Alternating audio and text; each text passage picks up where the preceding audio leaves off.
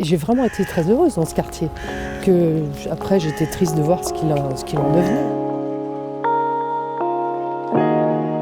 On avait des enseignants qui étaient remarquables et M. Pérez au CM1 qui nous apprenait, c'était un pied noir, il nous apprenait à chanter le chant des partisans devant la table, devant nos pupitres.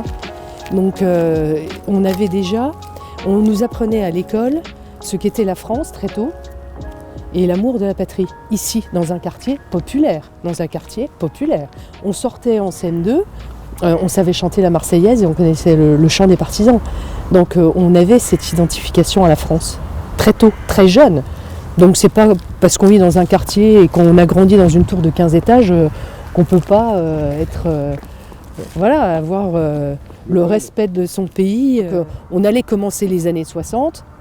Il fallait loger la population, il y avait un besoin fort. Et ici, c'est allé assez vite à construire, avec des bâtiments avec, une architecture très rectiligne, des appartements où en fait c'était très moderne parce qu'il y avait le chauffage central partout, des vides d'ordures sur chaque palier, des ascenseurs évidemment. Les appartements étaient très bien conçus, avec des espaces de vie, avec des grands balcons, avec vue sur la ville, ce qu'on appelait nous la ville basse pour le coup, parce qu'on était sur la ville haute.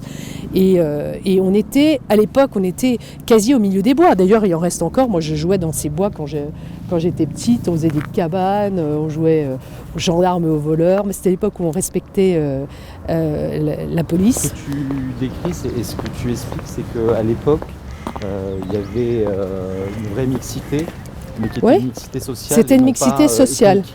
Non, ethnique, non. Il y avait, à l'époque où moi j'étais gosse, il devait y avoir 4 familles africaines, quoi. D'Afrique subsaharienne. Il y avait des gens du Maghreb, mais pas beaucoup. Ouais. Et d'ailleurs, ça se voit sur les photos de classe. Et ces personnes étaient parfaitement intégrées. Enfin, il n'y avait pas de problème du tout. Qu'est-ce qui rendait possible à l'époque cette intégration ? Je pense que c'est le nombre, d'une part, et puis parce que c'était à l'époque sans doute des gens qui, quand ils arrivaient en France, étaient contents d'être accueillis en France, étaient contents de venir travailler en France et d'y intégrer un pays en partageant des valeurs. Voilà. Et quand vous n'êtes pas trop nombreux, ça marche. C'est encore marqué boulangerie. Donc moi j'ai acheté le pain ici et il y avait des gens en général du Parti communiste qui distribuaient des tracts anti-patron et tout. Ça m'a fait sans doute venir de droite parce que mon père disait toujours s'il n'y a pas de patron, je sais pas comment on ferait. Donc là c'était un bar longtemps. Là c'était là où on achetait la presse. Tu vois, nique la justice, nique la justice, tout ça, ça n'aurait jamais existé avant. HDL nique la justice, nique les stupes, la BAC, Maroc, ça n'existait pas. Là, tu avais encore une boulangerie. Au bout, il y avait une boucherie, une super boucherie. Là, il reste un magasin, je ne sais pas ce que c'est. Là, il y avait la pharmacie. Ici, il y avait un magasin. C'était chez Madame Beltra, je me rappelle comme c'était hier, ici là. C'était un petit magasin, c'était le magasin de bonbons. Donc bonbons, glaces, parce qu'à l'époque les gens n'avaient pas de congélateur et le congélateur il était là, donc à l'extérieur l'été, et on venait acheter des glaces, ça coûtait 50 centimes de francs à l'époque. On venait acheter nos glaces ici, c'était beau, il y avait de l'herbe, il y avait tout le temps.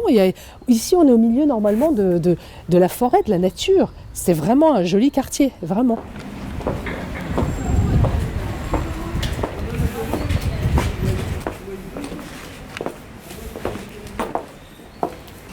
Bonjour. Bonjour. Là, il y avait une grande Azirama. Est-ce que tu te souviens précisément bien sûr. Magasin de la vie qu'il y avait Bien sûr. Bien sûr, là il y avait une grande papeterie, j'achetais mes cahiers, j'achetais mes agendas, j'achetais tout ça.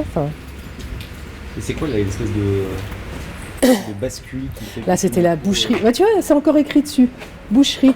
Ouais. Ah oui, Ça s'appelait la boucherie des vignes. Ah, je peux te dire que je me rappelle comme c'était hier. Qu'est-ce que c'était bien. C'était beau. Hein. Tes détracteurs jugent tes propos outranciers et tout ça, mais est-ce que... Mais ils y ont pas vécu. Non, mais voilà, est-ce que moi j'ai vu? Voilà, est-ce que la j'ai vécu et j'ai vu la dégradation. C'est le fait J'ai vu. Voilà, c'est plus mon quartier. C'est pas le quartier où j'ai grandi. Il y a eu un changement de population. Et il suffit d'être dans la rue pour le constater. Enfin, c'est visuel, c'est même visuel. Enfin, c'est comme ça. Et je pense que c'est ce qui fait qu'un quartier, c'est pas de vivre dans une tour de 15 étages qui fait que vous réussissez pas votre vie, c'est pas vrai, j'y crois pas 5 minutes.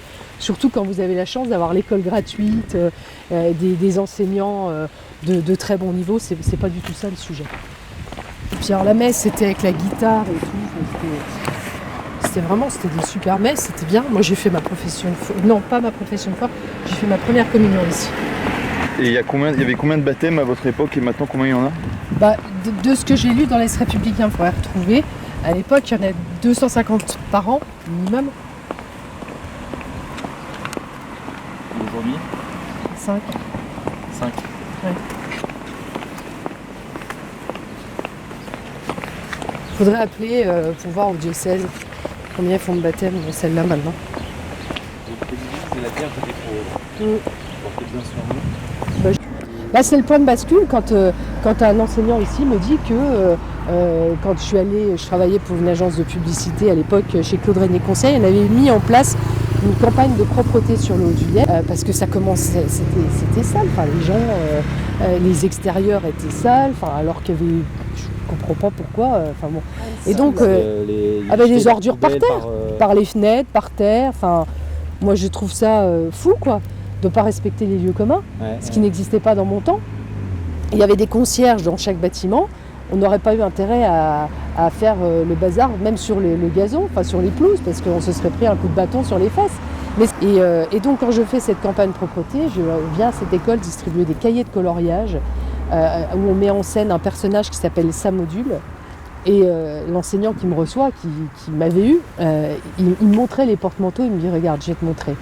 Et donc sur les porte-manteaux, il y avait quasi plus de noms français et de prénoms français. Déjà, je parle de ça commençait il y a 30 ans, tout ça. Il me montre un gamin, il me dit, tu vois, quand tu étais petite, tu te rappelles les cahiers du jour, les cahiers rouges, donc ceux qui étaient en bout de rangée devaient distribuer et ramasser les cahiers du jour. Et il me dit, tu vois ce gamin là, un petit garçon, hein. Il me dit, je lui ai demandé de ramasser les cahiers du jour, et il me dit, non, moi je me lève pas, chez moi c'est les filles qui se lèvent. Voilà.